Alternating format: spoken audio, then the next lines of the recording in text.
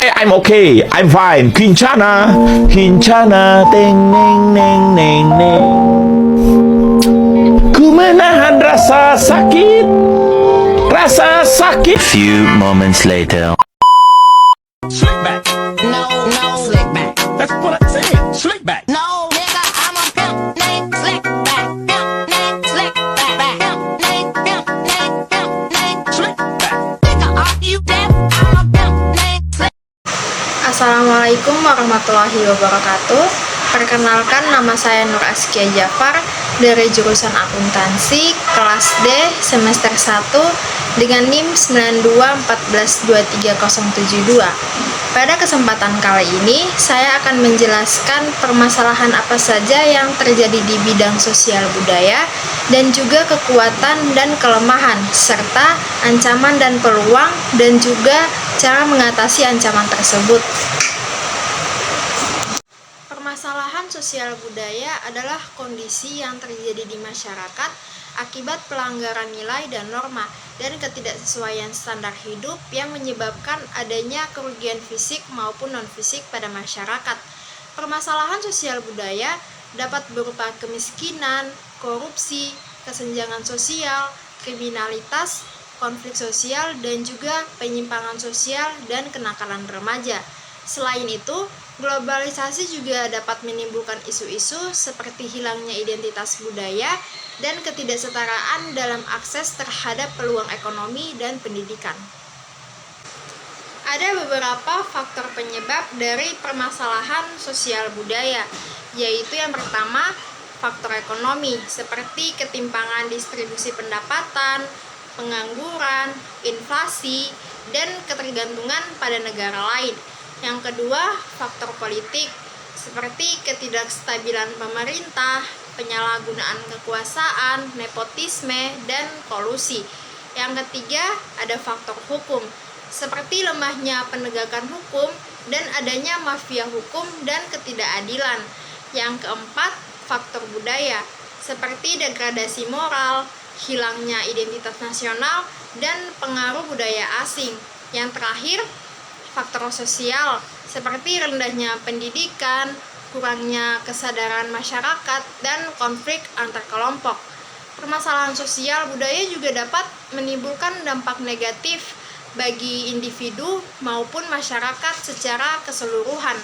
Beberapa dampak yang dapat terjadi adalah menurunnya kualitas hidup dan kesejahteraan masyarakat, menimbulkan ketidakharmonisan dan disintegrasi sosial, dan menghambat pembangunan nasional di berbagai bidang, dan juga dapat membuat citra negara menjadi buruk di mata dunia nasional dan memicu terjadinya konflik horizontal maupun vertikal yang dapat berujung pada kekerasan. Berikutnya yaitu kekuatan dalam bidang sosial budaya. Kekuatan dalam konteks sosial budaya dapat mencakup pengaruh dan nilai-nilai yang membentuk suatu masyarakat. Ini melibatkan kesatuan, identitas bersama, serta kemampuan untuk memelihara dan mewariskan warisan budaya. Keragaman budaya sebagai kekuatan khazanah budaya merupakan suatu keunggulan dan modal membangun bangsa Indonesia yang multikultural karena memiliki gambaran budaya yang lengkap dan bervariasi. Sebagai contoh dalam bidang seni, Indonesia sangat berlimpah karya.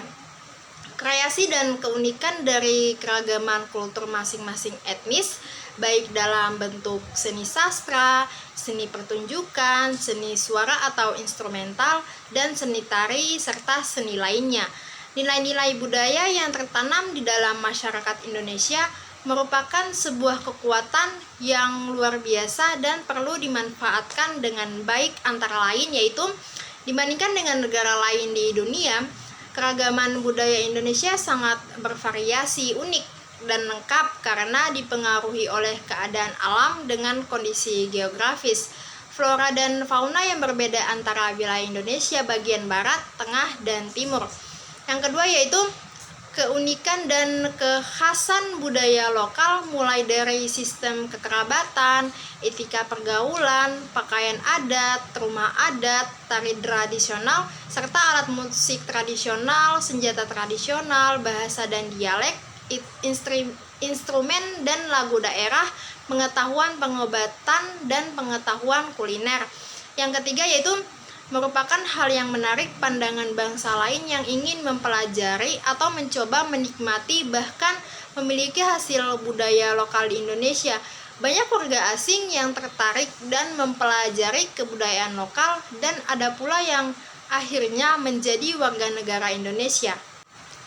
Berikutnya yaitu kelemahan dari bidang sosial budaya, yaitu antara lain pemahaman dan komunikasi antar budaya yang terbatas menjadi pemicu konflik dengan latar belakang keragaman etnis, agama maupun ras. Bahkan keragaman digunakan oleh provokator sebagai sarana memancing persoalan dan proses hubungan antara suku-suku dan golongan yang berbeda memiliki potensi terpendam sumber-sumber konflik. Terdapat 5 macam pemicu terjadinya konflik, yaitu yang pertama, kalau warga dari dua suku bangsa masing-masing bersaing dalam mendapatkan lapangan mata pencaharian hidup yang sama. Yang kedua, kalau warga dari satu suku bangsa mencoba memaksakan unsur-unsur kebudayaannya kepada warga suku bangsa lainnya. Yang ketiga, kalau warga dari satu suku bangsa memaksakan konsep-konsep agamanya terhadap warga dari suku bangsa lain. Yang keempat, kalau satu suku bangsa berusaha mendominasi suatu suku bangsa lain secara politis.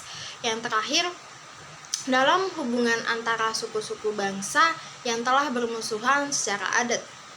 Dampak yang seringkali timbul akibat perselisihan antar suku dapat melemahkan ketahanan budaya nasional karena banyak terjadi kesalahpahaman tentang apa yang dimaknai dan dianut menurut nilai-nilai budaya yang berlaku.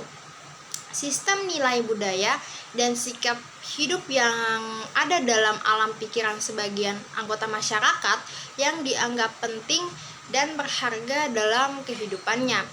Nilai budaya berfungsi sebagai pengarah dan pendorong kelakuan manusia sehingga sifat abstrak, sedangkan sikap menurut pendorong dari individu untuk bereaksi terhadap lingkungan. Istilah sistem nilai budaya dan sikap seringkali disebut sikap mental.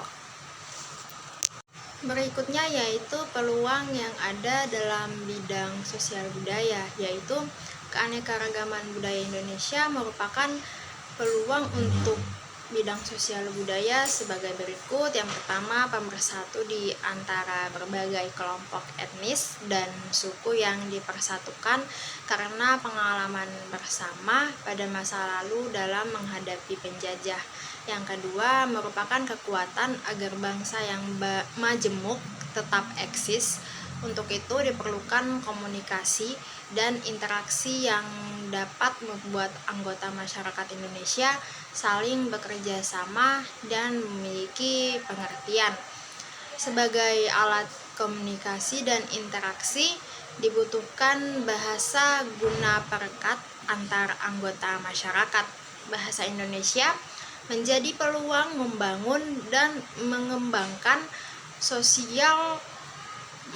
mengembangkan budaya suku-suku yang beragam dalam kebersamaan dan persatuan. Penggunaan bahasa Indonesia sebagai alat komunikasi antar suku tidak bermaksud menghilangkan bahasa daerah, tetapi mempermudah seseorang mengenal dan merespon lingkungan sekitar dengan lebih baik dan juga menimbulkan kesadaran sambung rasa secara terus-menerus. Hal ini diharapkan dapat membangkitkan kembali etnis dan kebudayaan lokal bangsa Indonesia Untuk itu diperlukan peran masyarakat dan khususnya generasi muda untuk melestarikan kebudayaan lokal guna mewujudkan cita-cita bangsa yang luhur dan tetap menjaga keutuhan warisan nenek moyang. Hal ini pada akhirnya akan dilihat dan diakui oleh dunia internasional sebagai bangsa yang hidup dan tinggal di negara kepulauan dengan budaya yang khas. Diharapkan dapat menarik para wisatawan atau turis dari berbagai mancanegara untuk datang ke Indonesia sehingga meningkatkan devisa negara serta peluang alternatif bagi dunia usaha untuk menjaring tenaga kerja Indonesia. Bidang sosial budaya menawarkan berbagai peluang seperti pekerjaan dalam pengembangan masyarakat, pendidikan, seni, dan kebudayaan.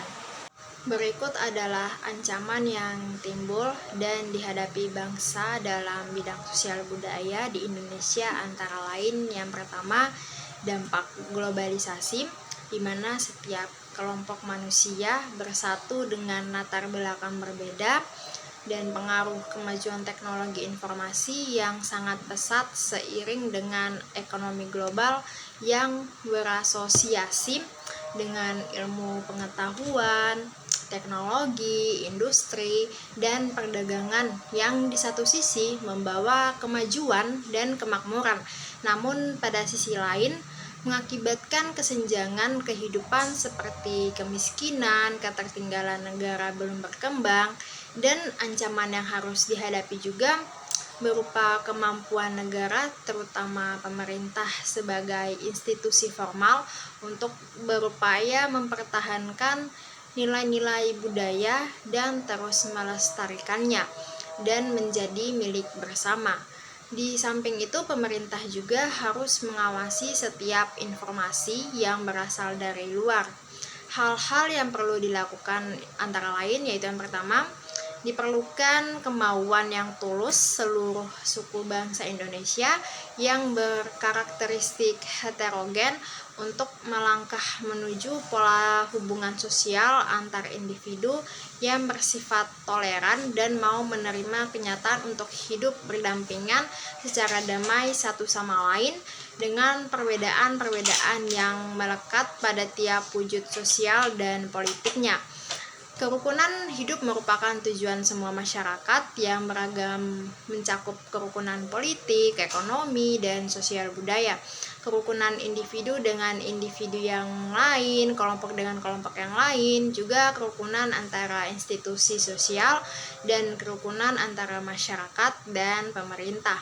Yang kedua yaitu diperlukan kemampuan untuk menampung berbagai perbedaan dan keberagaman dalam satu ikatan berdasarkan prinsip-prinsip hak asasi manusia dan demokrasi untuk mewujudkan kebesaran kebudayaan bangsa Indonesia.